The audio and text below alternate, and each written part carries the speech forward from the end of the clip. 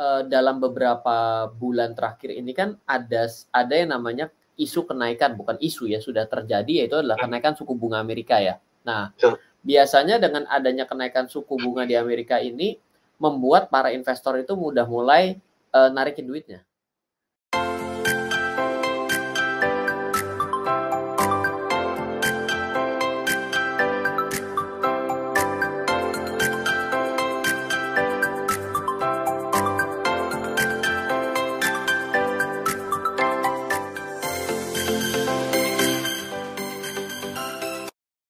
Selamat malam Mas Daryl, selamat malam kepada seluruh smart listeners dimanapun Anda berada. Kenapa malam hari ini saya melihat Anda lebih terlihat muda ya Mas? Emang ini gimana ini Bang penyiar satu ini nih emang. Loh, saya honestly loh orangnya loh. Kalau dirimu lagi pas pakai batik yang premium class gitu, kayaknya wah gimana gitu ya. Pak Ryan saya manggilnya. Kalau sekarang kayaknya ya sebaya gitu loh. Ade. Berarti libur kantor ya?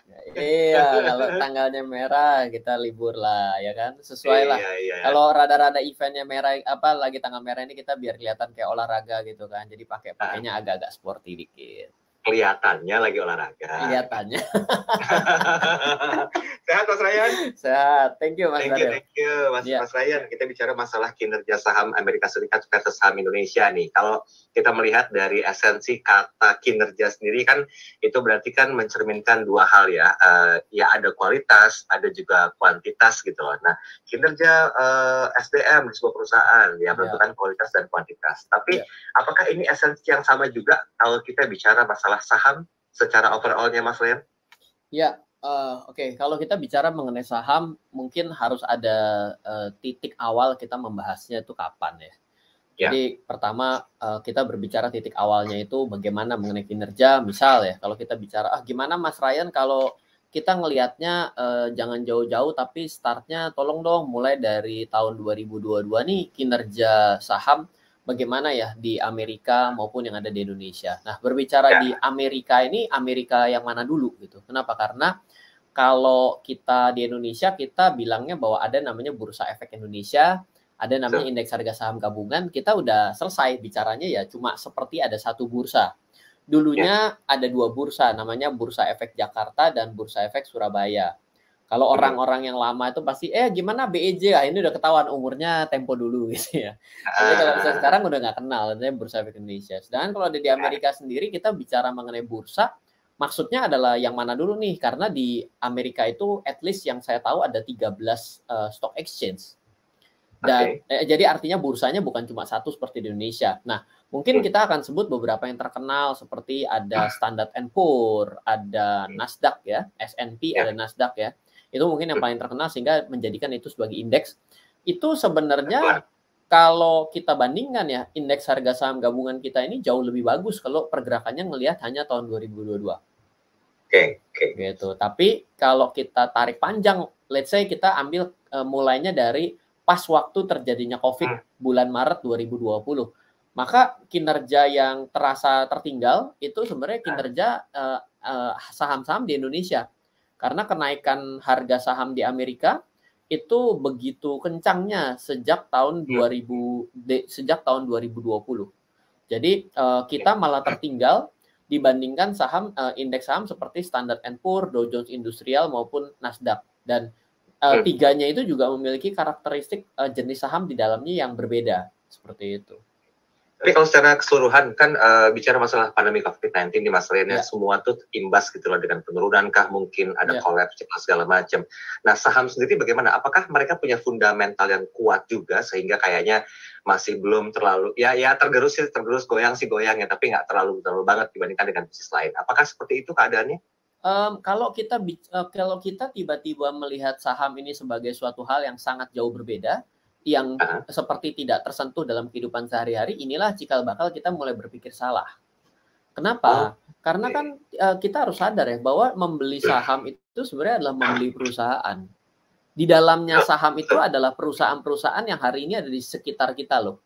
Nah, jadi artinya pasti secara logika akan terdampak daripada COVID-19. Namun ada saja selalu sektor yang diuntungkan, ada saja selalu yang bisnis yang diuntungkan. Kalau dibilang sektor, kita tiba-tiba menyamaratakan, oh semua sektor konsumsi terdampak. Jadi kita berpikir bahwa tidak ada yang bagus, tidak ada yang justru diuntungkan. Dan ternyata kalau kita geser sedikit ya, itu ada, walaupun dalam satu sektor kadang-kadang ada saja kuda hitam. Yang artinya yang lain kesulitan malah dia diuntungkan. Dan kadang-kadang juga segmentasi pasar itu berpengaruh.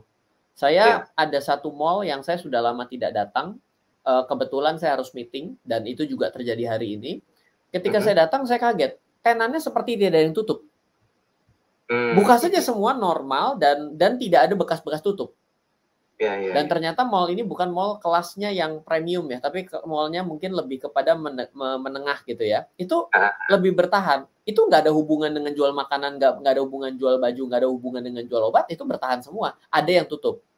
Tapi jauh berbeda dengan mall-mall yang saya datangi dan memang itu dulunya memang mungkin lebih high class ya. Ya kan ada mall tuh kan ada mall kelas A, kelas B, kelas C kan gitu ya. Itu tiarap. Lebih banyak tenan tutup daripada yang buka dan tidak pandang bulu mau makanan, mau baju, mau apa tutup semua. Nah, jadi kita sebenarnya kalau dibilang bisnis itu tidak dengan adanya pandemi dan saham itu pasti sebenarnya sejalan. Namun tidak semua akan sama-sama merasakan kejadian yang sama dari COVID ini.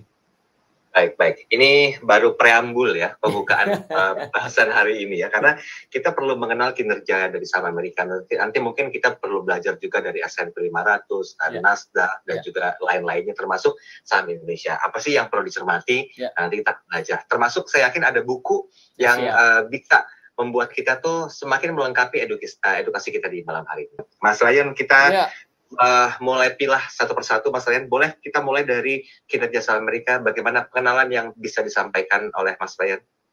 Ya, kalau kita bicara mengenai saham Amerika itu sangat banyak ya. Di Indonesia itu kan saham di Indonesia ada 787 saham ya. Artinya ada 787 perusahaan yang dapat kita beli. Kalau di Amerika itu untuk satu indeks ya, let's say seperti Nasdaq saja, itu totalnya ribuan. Jadi mungkin akan sangat sulit bagi seseorang itu bisa mengenal semuanya ya. Bahkan yang di Indonesia saja dari 787 gitu ya, setiap bulan kita ada kelas, tapi tiba-tiba mendapatkan nama-nama saham baru yang kita screening. Sekarang kita juga bingung, ini saham kok kayaknya saya juga baru dengar namanya gitu. Tidak gampang untuk bisa mencerna semuanya atau mengenal semuanya. Nah, kalau di Amerika sebenarnya yang akan kita bisa dapatkan landscape-nya adalah misalnya kita bicara mengenai Dow Jones Industrial Average. Itu adalah salah satu indeks yang isinya hanya 30 perusahaan. Di mana perusahaan-perusahaan ini menariknya ya menurut saya adalah kalau Dow Jones Industrial Average itu membuat list sebanyak 30 perusahaan, itu ada saja perusahaan yang sudah ada di dalam list tersebut dari tahun 1970. Jadi bayangkan ada saham yang bertahan di sana dan dalam 20 tahun terakhir itu hanya terjadi pergantian mungkin 3 atau 4 saham. Nah, itu menjadi sesuatu yang dapat kita nyatakan bahwa saham-saham yang ada di dalam list nama indeks tersebut itu cukup sustain, kebal krisis karena lebih dari 9 Dow Jones Industrial Average itu sudah ada sejak tahun 1890 sekian. Ya, dan sama seperti Standard & Poor's 500 itu ada dari 1890 sekian. Artinya kalau ada yang bisa bertahan sejak tahun 1970-an, berarti kan perusahaan ini sudah bisa bertahan dan memiliki kinerja pasang surut krisis itu kan silih berganti ya. Mulai dari tahun 70-an, apalagi Amerika itu pada saat itu lagi gonjang-ganjing akibat mendanai perang buat perangnya, lalu juga tahun 80-an, ada tahun 90-an, ada bubble.com, ada subprime mortgage. Jadi ya boleh dibilang itu menjadi sesuatu ciri yang menarik. Ada juga Nasdaq 100. Nah, mungkin yang terkenal kayak tadi Mas Daryl kemukakan, Ryan gimana nih ada yang namanya saham seperti Netflix gitu ya. Itu adanya di indeks Nasdaq gitu ya. Di mana Nasdaq 100 ini ya ada Tesla lah, ada Netflix lah gitu ya. Ya ada di sana gitu yang mungkin hari ini lebih terkenal dan memang terbukti bahwa indeks Nasdaq kalau kita hitung sejak kejatuhan pasar bulan Maret di mana seluruh seluruh pasar sama-sama turun pada saat itu, maka Nasdaq itu meninggalkan semuanya. Meninggalkan Dow Jones, meninggalkan S&P, dan paling tertinggal adalah Indonesia. Indeks Indonesia kalau dibandingkan itu dengan cut off-nya sejak bulan Maret itu sampai dengan hari ini, maka indeks kita sangat tertinggal dari segi kenaikannya. Apalagi dari Maret tersebut sampai dengan akhir tahun 2021. Itu naiknya tidak terkejar. Seperti itu. Ya itu mungkin diakibatkan logikanya adalah, oh ini pandemi nih. Berarti semua perusahaan berbasis online, ini menjadi berbasis online dan teknologi ini akan sangat digunakan sehingga orang sama-sama melakukan tindakan spekulatif lah bahwa ini akan menjadi sesuatu yang menarik. Namun koreksi terbesar sejak awal tahun 2022, lebih tepatnya sih tidak awal ya, tapi sejak November kan sudah lumayan akhir sih sebenarnya dari 2021, itu Nasdaq sudah mulai mengalami penurunan terdalam. Dan mulai saat itu justru terbalik, Indonesia indeks harga sahamnya justru yang mengalami kenaikan perlahan tapi pasti sejak akhir tahun 2021. Seperti itu. Tapi gini Mas Ren, kalau kita bicara masalah kinerja ya, itu kan mengenai dua hal yang saya kemukakan di awal tadi. Ada kualitas dan juga ada kuantitas. Dan banyak para investor atau para trader di Indonesia juga berburu saham-saham di luar negeri. Apakah faktanya juga sebaliknya, para pemain luar negeri itu berburu saham di Indonesia juga melihat mungkin ada pertimbangan-pertimbangan yang sepertinya tuh ya layak lah untuk bisa menjadi satu bentuk kepemilikan dari saham itu sendiri, Mas Ren? Ini adalah ciri yang berbeda ya. Orang Indonesia yang pergi keluar itu tujuan utamanya adalah taking profit dengan cepat. Jadi memang banyak yang melakukan dagang trading di luar gitu ya. Tapi orang luar negeri kalau datang ke Indonesia itu untuk penempatan jangka panjang. Sehingga ada hal yang berbeda ketika orang luar negeri menanamkan modal di Indonesia itu tidak untuk dagang cepat. Sehingga mereka mungkin siap dalam waktu yang panjang. Mungkin skenario ini jadi terasa tidak relevan karena dalam beberapa bulan terakhir ini kan ada yang namanya isu kenaikan, bukan isu ya, sudah terjadi, yaitu adalah kenaikan suku bunga Amerika ya. Nah, biasanya dengan adanya kenaikan suku bunga di Amerika ini membuat para investor itu mudah mulai narikin duitnya. Karena logikanya begini Mas Daril. Saya misalnya adalah di Amerika, kan terjadi yang namanya suatu kelonggaran untuk uang dipinjamkan kepada masyarakatnya agar terjadi suatu transaksi konsumsi dan sebenarnya tidak diharapkan investasi, sebenarnya adalah untuk konsumsi. Namun kan terbukti dalam beberapa tahun itu tidak mengalami pertumbuhan, apalagi kalau kita flashback ke isu 2019, semua orang paling takut dengan yang namanya perlambatan ekonomi. Dan itu terjadi perlambatan ekonomi global. Coba deh dicari video-video kita tahun 2019. Jadi itu selalu menjadi isu. Nah, makanya terjadi pelonggaran uang untuk dibuang quote-unquote kepada masyarakat. Nah, uang-uang yang tidak ada bunganya, tidak ada kewajiban untuk dikembalikan cepat, itulah yang diinvestasikan oleh orang-orang luar negeri. Nah, uang-uang yang mau diinvestasikan itulah larinya kemana ya? Pasti salah satunya ke negara berkembang. Kenapa? Karena negara berkembang ini bisa memberikan suatu hasil double digit. Double digit itu artinya bukan 7%, 8%, 20%. 20% itu adalah bisnis yang ada di Indonesia tuh bisa seperti itu. Nah, tapi seiring dengan waktu mereka sekarang sudah mulai ditarikin duit akibat kenaikan suku bunga, maka mereka sudah mulai melakukan pengetatan. Kenapa? Karena mereka kalau mereka tetap berinvestasi, mereka di sana hitungannya meminjam. Kalau mereka tidak bayar, mereka akan bayar bunga yang mahal. Dan mereka pasti nggak senang, otomatis uangnya mulai ditarik. Makanya sebenarnya relate dengan apa yang kita bicarakan hari ini, banyak sekali startup di Indonesia yang mulai kesulitan cari duit. Mereka mulai kesulitan cari duit nih, ini pasti sudah mulai banyak isu, adanya pemotongan jumlah tenaga kerjanya, ada yang di PHK, ada yang mulai megap-megap, buat bayar udah nggak kuat. Salah satunya adalah investor luarnya sudah kembali mulai mengetatkan uang karena dia mau uangnya tarik. Gitu. Jadi sebenarnya mereka penempatan modal jangka panjang sometimes bukan sebagai suatu investasi, cuma mungkin agak sedikit spekulasi juga sih. Kenapa? Karena mereka berpikir sebelum uangnya ini harus ditarik balik, ini barang sudah memiliki valuasi yang mahal. Tapi kan keberhasilan itu kan bukan milik banyak orang, tapi milik sedikit orang ya. Ya artinya ya pasti pasti di sini mulai ada kejatuhan-kejatuhan. Jadi dalam era pada saat ini, bila Amerika terus menaikkan suku bunga, maka di Indonesia akan ada banyak kemungkinan terjadinya startup yang tutup. Oke, ini sebenarnya kalau kita melihat dari sisi keuntungannya, apa benefit yang bisa didapatkan ketika orang asing itu melakukan sebuah bentuk investasi di Indonesia, khususnya di pasar saham Indonesia, Mas Ray? Pasar saham, sebenarnya mungkin kalau hari ini trennya itu adalah sebelum dia masuk melantai di bursa. Karena kalau sudah melantai di bursa, quote unquote dia akan mendapatkan suatu return yang terukur ya. Ya cuma dilihat aja di papan berapa. Oh, saya harganya saham A, harganya 2.000. Oh, naik jadi 2.500. Oh, oke, berarti dapat saya keuntungannya. Kita bisa tinggal dihitung Rp500 keuntungannya. Sedangkan kan kalau misalnya dia investasi mulainya adalah baru perusahaan ini idenya dibuat, diaplikasikan, lalu habis itu dibeli oleh banyak orang, ternyata terbukti dibutuhkan oleh banyak orang, ya kan bisa masuk ke bursa kan. Itu lipatannya bisa 50 lipat, bahkan mungkin 100 lipat, bahkan mungkin 500 kali lipat.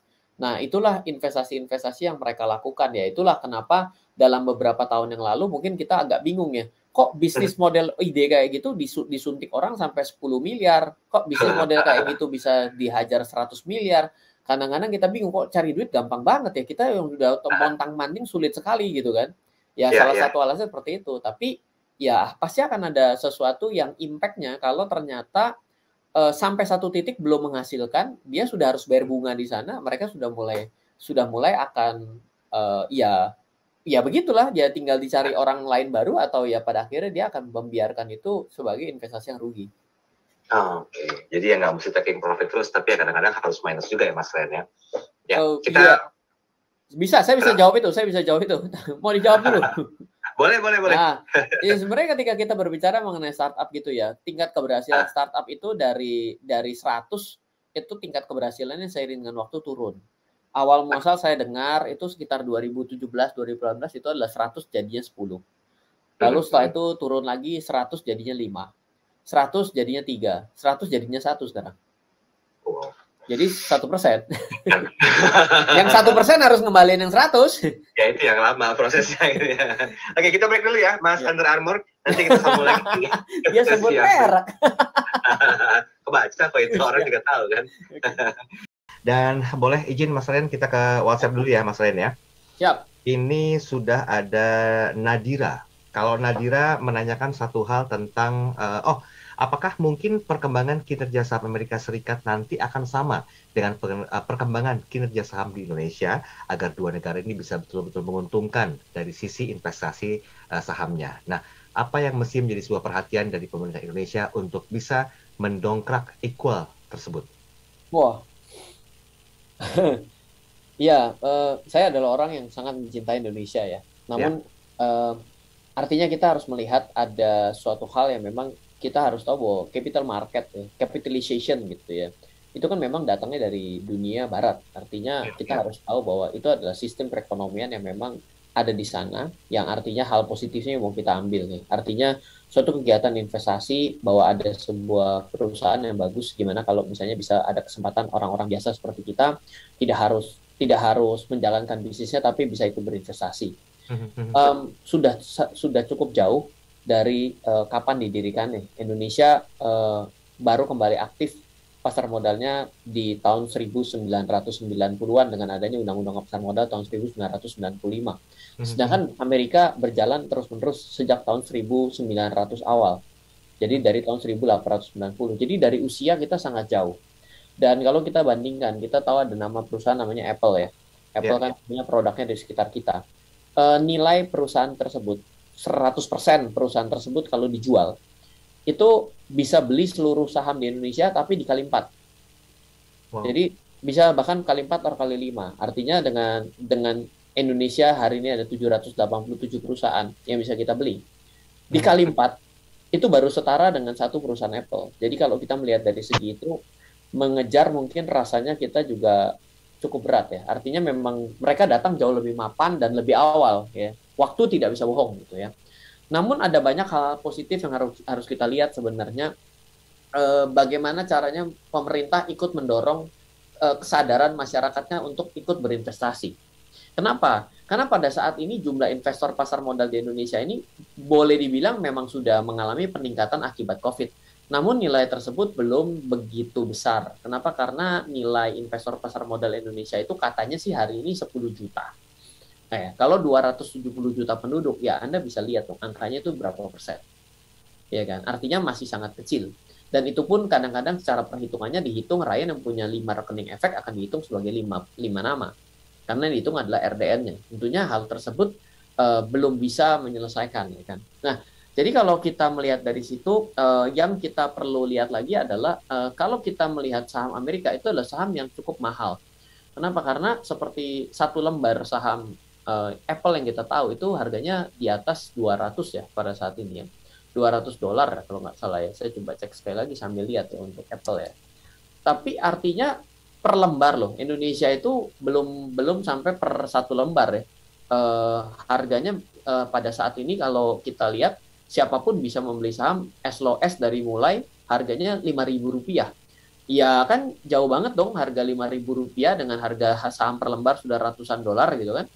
Nah, makanya kalau di sana sudah bisa beli saham lembaran. Dan bahkan di Amerika itu bisa membeli saham sekarang dikenal sebagai fractional shares ownership. Artinya bisa membeli kurang dari satu lembar. Jadi bisa membeli 0,01 lembar gitu. Nah, segi peraturan di Indonesia juga tertinggal. Misalnya di luar negeri itu sudah mengenal konsep yang namanya copy trade. Copy trade itu artinya saya begitu jago untuk melakukan investasi saham, saya berbagi kepada orang informasi ini, orang lain boleh mengikuti dan memfollow portofolio saya. Follow trade lah boleh dibilang. Nah, itu belum ada. Jadi artinya dari segi regulasi kita ini kadang terlalu takut. Ya, ini bukan artinya ya mumpung ya baru akan mengganti anggota Dewan Komisioner dari OJK juga gitu ya. Hal seperti ini harus agile gitu. Kalau semua mau dihitung dari resiko, semua hal ada resikonya. Kita hidup pun ada resikonya. Sudah hidup sudah pasti ada resiko. Ditakar dari segi resiko terus-menerus, kita nggak akan ketemu jawabannya. Kita harus melihat dari sudut pandang yang namanya ya dari segi pandang keuntungannya juga. Nah, jadi tapi kembali lagi ketika dilihat dari sudut pandang keuntungannya, ya bagaimana kita bisa gampang ya di tengah masyarakat Indonesia ini masih gampangnya untuk diiming-iming suatu investasi yang bodong gitu. Artinya kan pemerintah akan regulator juga akan takut kalau dibuka sedikit aturan menjadi sedikit longgar, masyarakatnya kurang hobi membaca, lebih gampang ngeklik platform aplikasi sebelum tahu syarat dan ketentuan kan juga jadi bahaya kan. Akhirnya jadi bumerang kembali gitu. Jadi sebenarnya ini adalah tanggung jawab kita bersama. Regulator juga harus tepat dalam mengambil sesuatu. Tepat itu sulit sekali, jujur sangat sulit. Kita juga harus terus meningkatkan pengetahuan kita gitu. Jadi saran saya sebenarnya bukannya mau ngajakin orang investasi di dua tempat ya. Membuka mata itu dengan investasi di luar negeri itu beda. Kita jadi sadar, oh ternyata tuh quote unquote kayak gini ya. Oh ya sudah, kadang kan quote unquote kayak gini kerasnya ya pasarnya ya. Nah, itu membuat kita jadi sadar bahwa kita merasa perlu sekali kekurangan ilmu untuk terus belajar. Menurut saya sih di situ poinnya. Ya, kalau misalnya kita melihat ini juga bagian dari tanggung jawab semua ya, jadi kita pribadi, individual, kemudian juga pemerintah, para stakeholder segala macamnya. Tapi kan untuk memberikan sebuah edukasi ini kan kayaknya nggak gampang ya Mas Ryan ya, butuh proses yang continue, harus terus dan terus gitu loh. Apa kira-kira yang menjadi sebuah acuan? Apakah memang harus baca buku biar bisa tahu mengikuti program pembelajaran yang lebih masif lagi atau bagaimana Mas Ryan? Ya, saya selalu bilang bahwa kita ini generasi yang terlambat sudah. Ya, ya. Jadi saya harus mengakui bahwa kita ini generasi yang terlambat. Dengan kesibukan kita setiap hari, ditambah harus belajar, pasti akan berat. Itu hanya memang punya power lebih gitu ya. Bahkan jangankan yang belajar, yang mau suruh olahraga aja juga berat gitu kan. Nah itu kan, iya enggak, ini itu kejadian yang best practice sehari-hari. Iya. Meskipun ya gitu ya. Ketika kita mau paksakan, kita pasti bisa. Hidup ini memang kita perlu paksa aja. Nah, tapi lebih kepada bagaimana caranya untuk menyelamatkan generasi selanjutnya dari kita.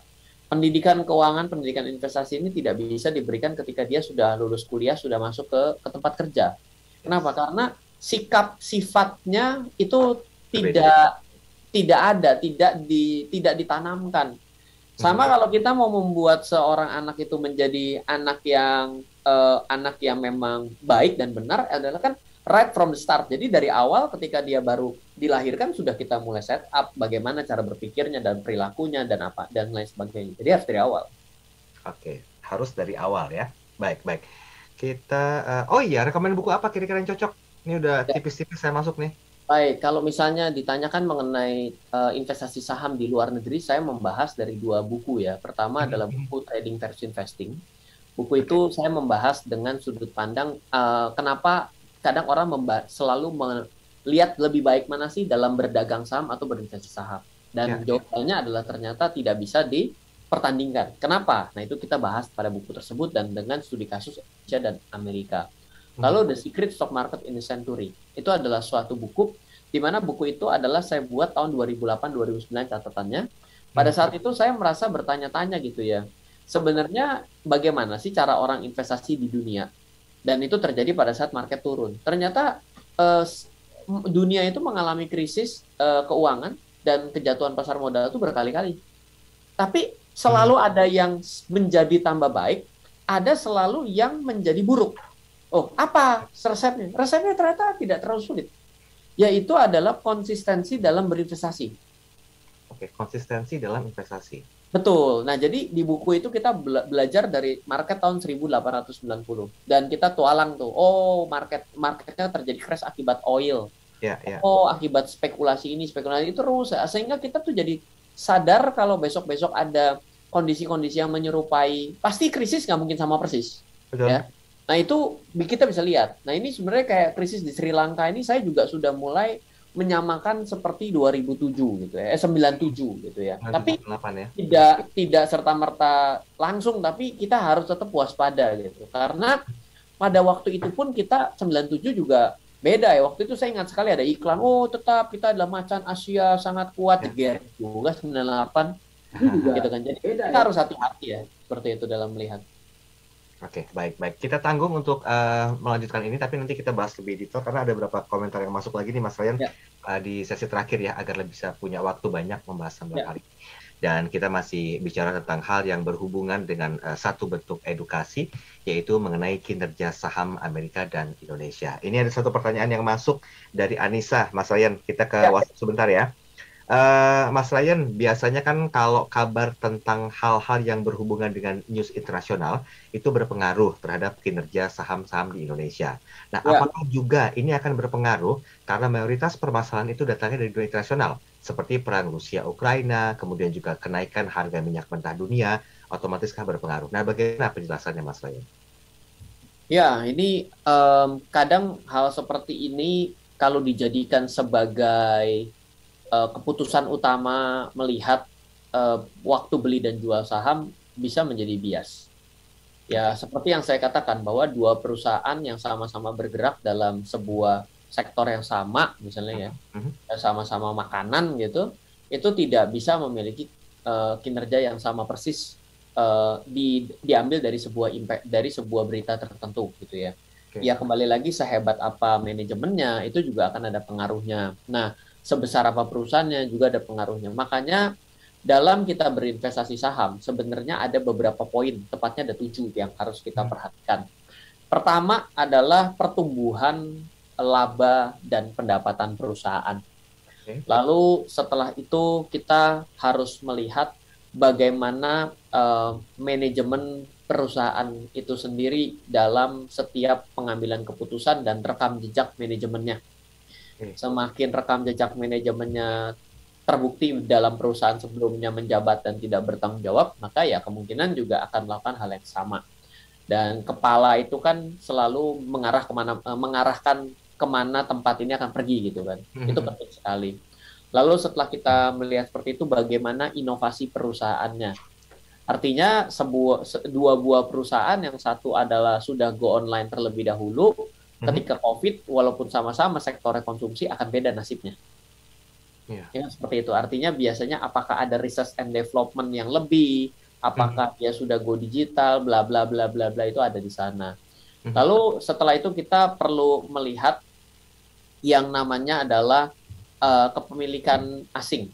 Biasanya ketika semakin banyak kepemilikan asing dalam sebuah perusahaan, ataupun juga adanya investor-investor besar dalam sebuah perusahaan, biasanya akan memiliki endorsement lebih besar. Dia sudah diinvestasi dengan asing. Ternyata ada fund manager yang masuk, itu akan mempengaruhi juga. Lalu setelah itu kita juga perlu melihat bagaimana pergerakan harga selama ini. Pergerakan harga ya yang tiap hari dibicarakan, nilai transaksi. Karena apa? Karena ada saham-saham yang memang yang saham bagus tapi harganya diam aja. Kenapa? Karena nggak ada yang beli. Dan kenapa nggak ada yang beli? Karena nggak ada yang jual. Gitu. Lah selanjutnya adalah kondisi dari perekonomian negara itu sendiri dan juga kondisi ekonomi global. Jadi bila kita mengambil semua poin ini, itu akan terumus menjadi satu hasil akhir, yaitu adalah kinerja perusahaan itu sendiri. Jadi nggak bisa kita ambil hanya satu kali dengan perang gitu. Oke, betul, tapi itu mungkin hanya suatu gejolak sedikit aja gitu ya. Tapi ya kita mana mungkin ya kalau lagi hujan besar gitu, kita mau jalan walaupun pakai payung pun pasti akan kena percik hujan kan. Nggak mungkin akan kering terus. Nah, itu pasti akan terjadi. Tapi pada ujungnya kita tetap sampai ke tujuan dengan selamat. Nah, jadi nggak bisa ngelihat dari satu aspek. Tapi memang berita yang ada di global itu ya pasti akan mempengaruhi kita. Misalnya ya kemarin dengan adanya perang yang terjadi adalah harga barang komoditi. Betul. Dan apakah seluruh perusahaan di negara kita yang TBK juga akan mengalaminya kenaikan harganya? Enggak juga, tapi adalah lebih kepada perusahaan-perusahaan yang relate kepada sektor energi. Jadi bisa ke arah sana kira-kira. Oke, kalau hujan deras, bukan hujan besar. Oh, hujan deras ya. Oke, siap. Baik. Kalau besar badan gitu. Oh, kalau hujannya gede butirannya besar nggak boleh ya? Deras sekali. Deras sekali. Tapi gini Mas, banyak berita yang mungkin tidak terekspos ya ke media misalnya, tapi juga ada berita-berita yang terekspos ke media. Nah, maksud saya begini, apakah mungkin prosentase dahsyatnya sebuah berita itu berpengaruh nggak terhadap kinerja sebuah saham kalau di luar negeri sana? Iya, karena pada akhirnya kan kadang-kadang dalam jangka pendek itu harga itu bergerak akibat emosi. Iya. Sedangkan dalam jangka panjang kemampuan rasional berpikir dan realitas tidak bisa berbohong. Betul. Jadi kalau misalnya apakah dimanapun gitu ya, apalagi di Amerika gitu, karena Amerika itu kan investornya kan semua tumplek-blek lihat gitu ya. Nah, kalau di Indonesia itu kan modelnya tidak semua negara akan investasi di Indonesia, lebih kepada negara maju tertentu gitu yang lebih concern melihat pasar Indonesia. Itu akan berpengaruh sekali gitu. Tapi kembali lagi itu tidak terjadi untuk jangka panjang. Ibaratnya ya suatu ada turbulence sedikit lah, gitu ya, goyang ya. Tapi akan kembali lagi on the track lagi gitu. Sulit untuk mengkondisikan suatu kejadian dan terus-menerus kan sulit ya. Iya, karena itu akan berubah-ubah juga ya Mas Ryan ya. Iya, seperti sip. Ini tadi siapa menanya? Mirna menanyakan, Mas, boleh diulang rekomendasi buku yang bisa dibaca dari bukunya Mas Ryan sehubungan dengan saham Amerika dan juga saham dalam negeri? Ya, jadi ada 2 buku ya yang kita bahas secara detail, yaitu adalah buku Trading versus Investing. Itu kita membahas bagaimana cara melihat saham yang baik diinvestasikan dan bagaimana cara melakukan tradingnya. Kita mengambil 2 langsung dan kita adukan di dalam satu buku. Lalu yang kedua kita bisa belajar dari buku The Secret Stock Market in a Century, artinya rahasia pasar modal 1 abad. Kenapa? Karena saya menulis buku itu dari ringkasan yang saya buat tahun 2008-2009 ketika market recovery. Saya kepingin tahu sebenarnya market itu kayak apa sih kalau krisis. Jadi saya melihat dan mengcapture sejak tahun 1890. Ryan kenapa ngambil dari tahun 1890? Pertama karena data harga indeks sahamnya saya temukan yang paling tua adalah 1890. Dan mulai dari saat itu saya kawal peristiwa-peristiwa besar krisis di dunia. Tujuannya apa? Agar saya bisa tahu krisis itu seperti apa sih? Ada namanya pandemi influenza dulu. Itu juga terjadi dan hampir 30 tahun kan. Dan bagaimana selama apa mereka terus-menerus turun kah selama 30 tahun? Iya, enggak. Gitu loh. Berapa lama recovery-nya? Jadi kurang lebih recovery krisis itu ya sampai ke titik tertingginya itu makin hari makin cepat. Sama seperti teknologi ini. Jadi kalau dulu itu bisa kembali ke titik semulanya dia turun dari titik tertinggi itu bisa hampir 10 tahun loh. Dan itu adalah market yang paling parah, kurang lebih sekitar tahun 1920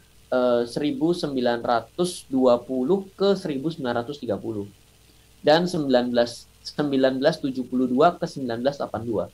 Nah, Yang menarik kan sekarang kita nggak mengalami seperti itu. Contohnya seperti indeks harga saham gabungan di Bursa Efek Indonesia itu kan sudah recovery sejak penurunan yang terjadi sebelumnya dari tertinggi tahun 2018 kan. Dan itu kan tidak terjadi 10 tahun gitu. Jadi banyak hal menarik ketika kita belajar sejarah. Makanya seperti kata Bung Karno ya, jangan sekali-sekali melupakan sejarah, itu ada sangat penting. Kenapa? Karena sejarah itu terjadi perulangan tapi dengan sedikit modifikasi.